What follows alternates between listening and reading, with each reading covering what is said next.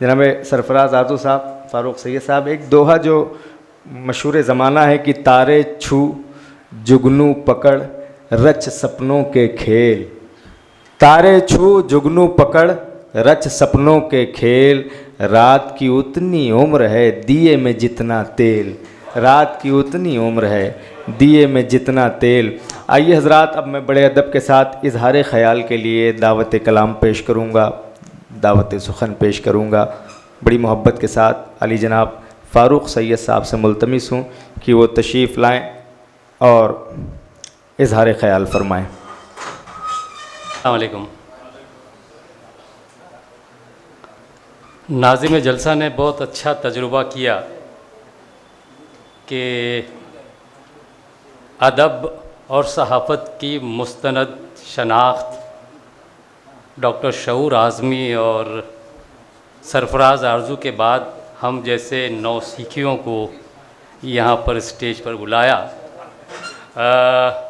مزہ اس لیے نہیں کہ اتنی اچھی ڈاکٹر شعور اعظمی صاحب جب بات کر رہے تھے تو ایسا لگ رہا تھا کہ پی ایچ ڈی کے طلباء کو پڑھا رہے ہیں، مخاطب کر رہے ہیں، اور ایک ایک لفظ جو ہے آپ کا مستند آواز بن کر ہمارے دلوں کو چھو رہا تھا۔ اور ان کے بعد ہم جیسے طالب علموں کو یہاں پر بلانا اور بات کرانا یہ ذرا سا ناگوار سا گزر رہا ہے، لیکن چونکہ بچوں کے رسالے کا مدیر ہوں تو میرا بچپنا یا میرا بچکانا آپ برداشت کر لیں گے۔ جناب صدر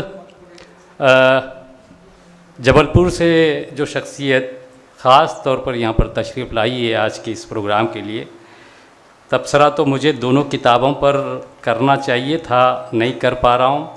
تبصرہ ایک تیسری شخصیت پر بھی کرنا ہے، جناب صدر پر، کہ جو لوگ نہیں جانتے ان کے لیے صرف یہ بتا دوں کہ آپ کے بارے میں جب مجھے معلوم پڑا دوستو کہ آپ اپنی پینشن سے صرف 1300 روپے اپنی دوائیوں کے لیے لیتے ہیں اور ہر پوری پینشن جو ہے کسی کتاب کی اشاعت کے لیے لگاتے ہیں۔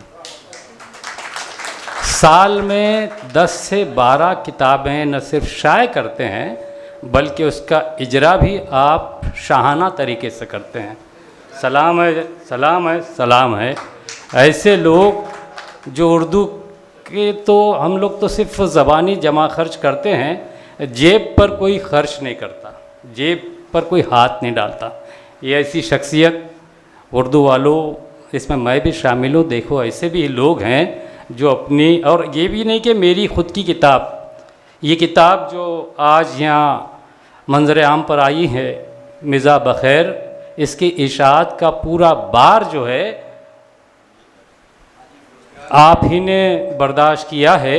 آپ کے لیے سر ہم ممبئی والے آپ کو سلام کرتے ہیں، اور آپ کی آج کی آمد یقیناً ایک ایسے اردو کے سپوت کی آمد ہے جو صرف بات نہیں کرتا بلکہ کام کرتا ہے۔ حاضرین، میں مسرور شاہجہاں پوری صاحب کا بہت بڑا مداح ہوں، خاموش مداح کہہ سکتے ہیں، چونکہ بچوں کی کہانیاں نظمیں بہت پڑھتا ہوں، اس لیے بڑوں کا بہت کم میرا مطالعہ ہے۔ ایاز بہت غور سے آپ دیکھ رہے ہیں، اس کو آپ سمجھ بھی سکتے ہیں۔ میں نے بارہا منع کیا کہ مجھے معاف فرمائیں، میں حاضر رہوں گا۔ اور خیر، تو ایک چھوٹا سا ہے، جو جتنے اقتصابات سرفراز صاحب نے پڑھے بہت اچھے، بہت پیارے، اچھے انداز میں، اس کو چھوڑ کر میں جتنے فاسٹ طریقے سے کم اس کا عنوان ہے ایک ادھورا تبصرہ، ایک ادھورا تبصرہ۔ مزاح بخیر کے سرورق سے صفحہ آخر صاحب کتاب کی تصویر تک قاری کے لیے ہنسنے، مسکرانے اور کھلکھلانے کے بھرپور مواقع ہیں۔ جیسے کتاب کی تفصیلات کے بعد مزاح نگار نے تعارف بقلم خود بالاختصار میں واقعی بہت اختصار سے کام لیا ہے اور 2 جگہوں پر بے پناہ چونکا دیا ہے۔ جیسے عام طور پر استعمال ہوتا ہے شریک حیات، آپ نے شریک اور حیات کے درمیان تا استعمال کر کے شریک تاحیات بنا دیا، یعنی آپ نے علل اعلان اس بات کا اقرار کیا کہ میری شریک حیات شریک تاحیات ہے۔ اگر یہاں بھابھی ہیں تو یہاں گواہی کے طور پر سب لوگ موجود ہیں۔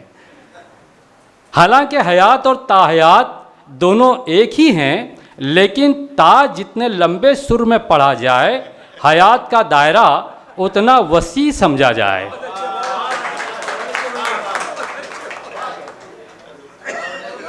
شریک تاحیات کا اعلان کر کے، بھابھی اس کو صرف مزاح میں لیجیے آپ، شریک تاحیات کا اعلان کر کے صاحب کتاب نے ان ناظرینوں کے لیے دروازے بند کر دیے جو شرعی گنجائش کی وجہ سے اب تک نوازش کی منتظر تھیں۔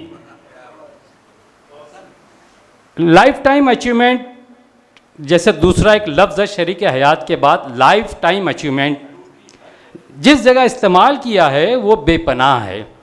اپنی اولادوں کو پہلی بار کسی ادیب نے، اور وہ بھی طنز و مزاح نگار نے، لائف ٹائم اچیومنٹ کہا ہے۔ اردو کے 3 الفاظ شریک تاحیات اور انگریزی کی 3 الفاظ لائف ٹائم اچیومنٹ گویا چاول کے وہ 3 دانے ہیں جنہیں دیکھ کر پورے چاول پکنے کا اندازہ کر لیا جاتا ہے یا مان لیا جاتا ہے۔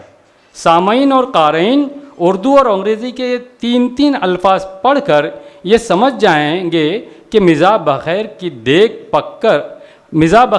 دیگ کے چاول پوری طرح سے پک کر تیار ہیں اور ایک ایک لفظ طنز و مزاح کے نشتروں سے لیس ہے۔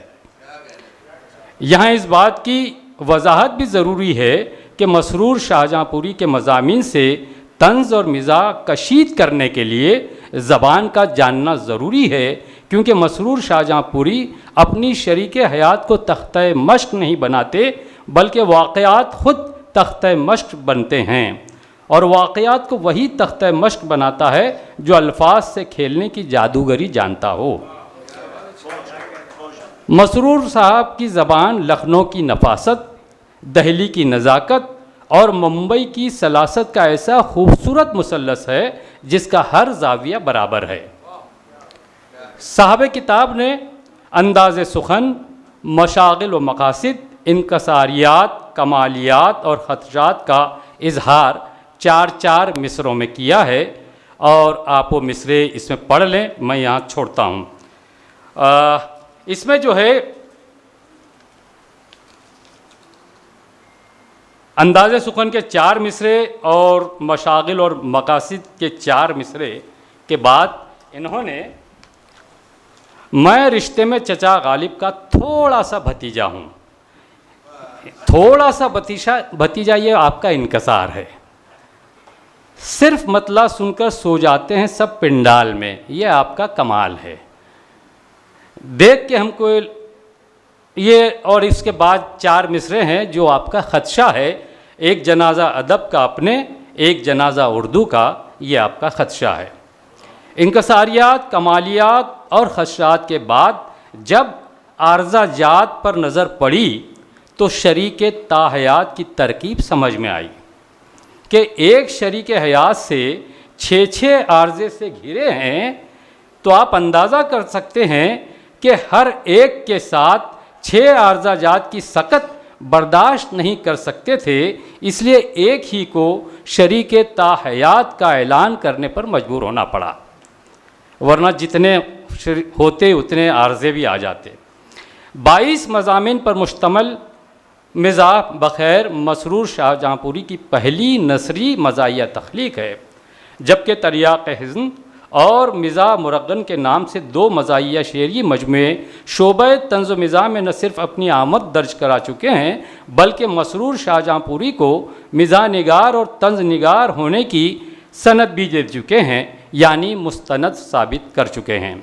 لیکن اس بات کی گہرائی اور گہرائی کو میں سمجھ نہ سکا کہ مزاح بخیر کے مضامین کو آپ نے صرف مزاحیہ مضامین کا ٹیگ کیوں لگایا؟ اس پر لکھا ہے مزاحیہ مضامین، اوپر کیوں لگایا؟ کیا ان مضامین میں طنز شامل نہیں ہے؟ بالکل ہے، اور میری نظر میں طنز کی کاٹ ہی مزاح میں پاٹ کی شدت پیدا کرتی ہے۔ کوئی جملہ یا اقتباس اس وقت تک عوام میں مقبول نہیں ہوتا جب تک اس میں طنز کے نشتر نہ ہوں۔ مزاح بخیر میں شامل تمام مضامین، بالخصوص وہ جملے یا اقتباسات جو طنز سے بھرپور ہیں، وہی سب سے زیادہ مزاح پیدا کرتے ہیں۔ شاعروں پر تحریر، ان کا مضمون، شاعر کا یہ اقتباس میں چھوڑ رہا ہوں، سرفراز صاحب نے بتایا، سچ کے سوا کچھ نہ کہوں گا کا یہ اقتباس بھی یہاں آپ پڑھ لیں، اس کو بھی چھوڑتے ہیں۔ اسی مضمون میں ایک اور اقتباس، اس کو بہت چھوٹا ہے، آپ دیکھیں، عجب ایک اتفاق ہے کہ پلید اور بری چیزوں کے لیے دانشوروں نے کالا رنگ تجویز کیا ہے۔ کچھ فقرے اور محاورے دیکھیے: کالا بازار، یوم سیاہ، کالک پوتنا، بری نظر والے تیرا منہ کالا، کالا دل، کالی زبان وغیرہ۔ اور جھوٹ جو ہر برائی کی جڑ ہے، اسے کالا کہنے کی ہمت کسی میں نہیں ہے۔ اسے انتہائی پسندیدہ رنگ سفید سے مزین کیا گیا ہے، یعنی سفید جھوٹ۔ اور یہ شاید اسی لیے بھی، یہ سب تالیاں ان کے لیے، اور یہ شاید اس لیے بھی کہ دنیا میں سب سے بڑے سفید پوش کی سفیدی اسی سفید جھوٹ پر قائم ہے۔ ایک اور اقتباس بھابھی بھی سن لیں: میں بیوی کے سامنے 60% جھوٹ، سب کی بات ہے یہ، میں بیوی کے سامنے 60% جھوٹ، 30% سچ اور 10% خاموشی اختیار کر کے اپنے آپ کو 100% مطمئن رکھتا ہوں۔ اس کامیاب فارمولے کو میں جلد ہی اپنے نام پیٹنٹ کرانے والا ہوں، تاکہ لوگ میری آئیڈیالوجی کا مزید استحصال نہ کر سکیں۔ یہی وہ آزمودہ ریشو ہے جو ازدواجی زندگی کو ہر موسم میں خاصا سیمنٹڈ رکھتا ہے۔ ایک اور اقتباس جو بہت اچھا ہے: شادی سے پہلے اپنے سسر کو اپنی پریمیکا کو بھی اپنی تنخواہ کا 1 زیادہ لگا کر بتایا تھا۔ شادی کے بعد اب اپنی بیگم کو اصل تنخواہ سے 1 کم کر کے بتاتا ہوں۔ آدمی جب جاگے تب سویرا۔ میں نے 0 بڑھا کر یقیناً جھوٹ بولا تھا، اب 0 گھٹا دیا ہے، لہذا معاملہ دنیا میں ہی رفع دفع ہو گیا ہے، اور جب میرا جھوٹ بمقدار 0 ہی تھا تو اس پر آخرت میں کیا مواخذہ ہوگا۔ سیاں نے انگلی مروڑی کا اقتباس یہاں سے چھوڑ کر میں آگے بڑھتا ہوں۔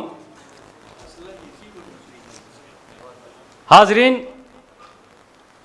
میں اقتباسات کی بھرمار کرنا نہیں چاہتا، اور نہ ہی یہ چاہتا ہوں کہ ان اقتباسات پر اپنے تجربات کا بخان بیان کروں، کیونکہ اقتباسات کی خوبصورتی، ان کا طنز اور ان کا مزاح اس وقت زیادہ نشتریت پیدا کرے گا جب آپ خود ان مضامین کے ایک ایک لفظ سے، ایک ایک جملے سے، ایک ایک اقتباس سے، ایک ایک مضمون سے لطف اندوز ہوں گے۔